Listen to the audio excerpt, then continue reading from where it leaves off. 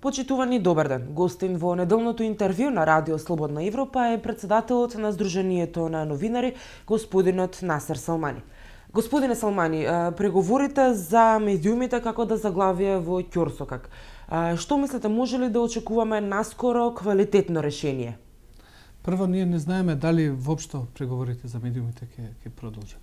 Јас, да бидам искрен, очекував ваков однос од власта, затоа што мислам дека на нив медиумите се им поважен инструмент во одржувањето на власта, отколку, да речеме, обвинителот или откажување од неколку министерски места. Затоа што системот на владење на ова владеачка гарнитура е таков што без медиуми тие не би можеле да ја продадат приказната за која што ја убедуваат македонската јавност. Прво сакам да кажам што се случува на преговорите. Мислам дека преговорите се блокирани по вина на владеачките партии. Чудно е што Дуи на почеток ги поддржуваше предлозите на господин Ван Хојте. Умеѓу време се откажале и сега застануваат на страната на ВМРО, која што практично предлага ништо да не се смени. Веројатно тоа се односи меѓу коалициони партнери и предпоставувам, ние може само да предпоставуваме за што стои зад премислувањето на Дуи да се откаже од поддршката на ставовите на Ван Хојте. Веројатно се работи за притисоци, закани, уцени. Само тие знаат. Меѓутоа, битно е што сега во преговорите имаме таква позиција што опозицијата ги поддржува ставовите на господин Ван Хојте, додека власта силно се спротивставува. Ја мислам дека дали може да очекуваме квалитетно решение. Ја мислам дека прво ние треба да меѓународната заедница како еден од гаранторите треба прво да најде начин да ги деблокира тие процеси и веројатно ќе биде потребен поголем притисок од страната на и од американската администрација и од Европската комисија да ги натерат практично владеачките партии ВМРО, ДПМН и Дуи да се откажат од тие позиции. Навистина тие решенија кои што се понудени ги инкорпорираат барањата на новинарската заедница, медиумската заедница и на медиумите. Тоа е компилација на предлози од сите чинители во општеството. И мислам дека ако тие предлози бидат прифатени, ние целосно ќе одговориме на забелешките на последниот извештај на Европската комисија. За последниот предлог на преговарачот Ван Хојте, СДСМ се изјасни дека за нив тој е прифатлив предлог, додека ВМРО ДПМН рече дека е неприфатлив и се изјасни дека тој за нив представува хибриден предлог. Што мислите, каде е излазот од вака поставената ситуација? Знаете како, веројатно ВМРО врши притисок на Ван Хојте да се откаже од клучните негови предлози. Мислам дека тоа нема да се случи. Затоа што меѓународната заедница сфаќа дека без воспоставување деполитизација и департизација на медиумскиот систем ние немаме услови за фер избори. Ако одиме на избори со вакви медиуми, каде што наместо вие гледате во која црна кампања се влезени медиумите. И вие мислите дека граѓаните ќе имат можност да се информираат за тоа која партија што нуди, како нуди, кои се решенијата за нив што ги нудат за изборите. Практично луѓето ќе бидат уште повеќе збунети за понудата што им е на маса и мислам дека и токму е тоа целта на власта. Тие не сакат да ги убедат луѓето во тоа што го кажуваат, него ако можат некого уште повеќе да го збунат, подобро за нив ќе биде и тие што се неопределени да не излезат на гласање. Пошто ја мислам дека ова власт без жесток притисок од меѓународната заедница нема да прифати системски решенија на промени во медиумскиот систем. Затоа што сега во овие медиуми не се презентираат информации, се презентираат извртени информации, спинови, извртувања, подметнувања, црна кампања.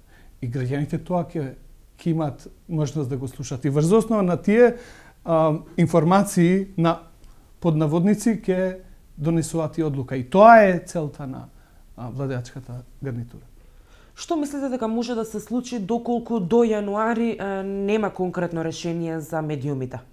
Мислам дека меѓународната заедница ќе направи голема грешка ако прифати избори без реформи во медиумскиот систем. Ја не сакам да верувам дека тоа ќе се случи, меѓутоа апсолутно ја мислам дека и опозицијата треба да отвори 4 очи и да не дозволи да оди на избори под вакви услови без клучни реформи, системски промени во медиумскиот систем.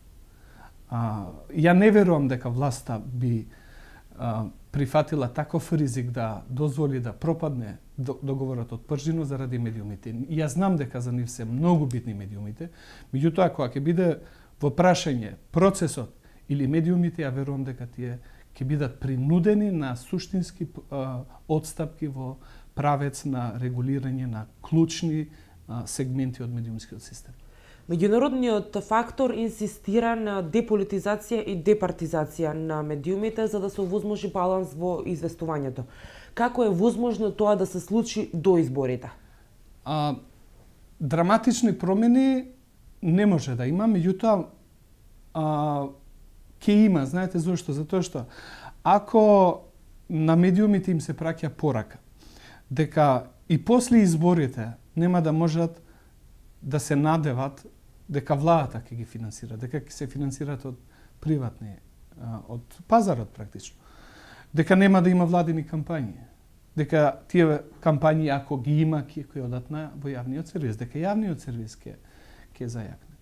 Ја мислам дека на нив ќе им се прати јасна порака дека нив ако сакат да имат иднина како медиуми, ако сакат да постојат на крајот на краиштата, не можат да бидат врзани за една политичка партија или за една политичка гарнитура. Затоа што ја ви тврдам дека ни една партија, ни ВМРО, ни ДУИ нема да брцне во нивниот партиски джеб за да ги финансира овие медиуми. Тие тоа го прават со парите на граѓаните и тоа е многу едноставно затоа што трошат туѓи пари. Меѓутоа ви тврдам дека тие тоа нема да го прават на крајот на краиштата. Ако би го правеле тоа, тие ќе формираат нивни медиуми и веќе го прават тоа. Самата порака е многу битна.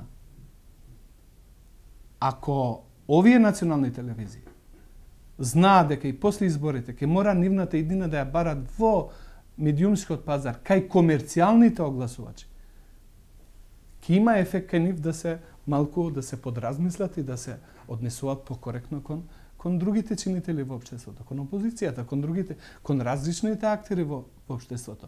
Нема да бидат, ја не верувам дека ќе бидат така тврдо како главна тупаница на владеачките партии. Ќе има ефект. Прашањето е дали ние овие интервенции кои што Ван Хојте ги бара, ќе успееме да ги реализираме. Ако се реализират, ја ви тврдам дека известувањето драматично ќе се нема драматично да се промени, меѓутоа ќе се осети дека црната кампања, весите нема да ни почнат со коментари. Тоа сигурно, во тоа сум сигурен.